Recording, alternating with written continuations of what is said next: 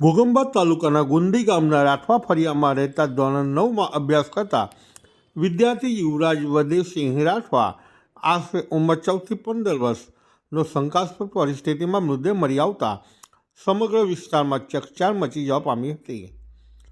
પ્રાથમિક તપાસ મુજબ યુવરાજનો મૃતદેહ ઇલેક્ટ્રિક વાયરથી કરંટ લાગેલી હાલતમાં મળી આવ્યો હતો. વધુ તપાસ કરતાં એવું લાગ્યું હતું કે કોઈ અજાણ્યા વ્યક્તિ દ્વારા યુવરાજને ખેતરમાંથી નજીક આવેલા કોતરના પાણીવાળા ભાગમાં ફેંકી દેવામાં આવ્યો હોય તેવું લાગી રહ્યું હતું. આ બનાવ તારીખ 9 જાન્યુઆરીના રોજ બની હોવાનું પણ સામે આવ્યું હતું.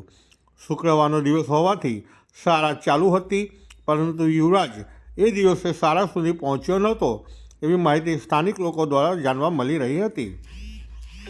પ્રાથમિક માહિતી અનુસાર યુવરાજ સહિત કુલ 5 વિદ્યાર્થીઓ કોઈ વિસ્તાર તરફ ગયા હતા અને એ વિસ્તારની અંદર આજુબાજુના ખેતરોમાં ખેતી માટે ગેરકાયદેસર રીતે ઇલેક્ટ્રિક વાયર લગાવવામાં આવ્યો હોવાનો સંભવત આ વિદ્યાર્થીઓ આગળ વધતા ખેતરમાં લગાવેલા ઇલેક્ટ્રિક વાયરનો સંપર્ક થવાથી યુવરાજને કરંટ લાગ્યો હોવાનું માનવામાં આવી રહ્યું છે. રીતિ સ્ટાર સાથે દિવ્ય ભાસ્કર, ઘોગંબા. કરંટ લાગેલી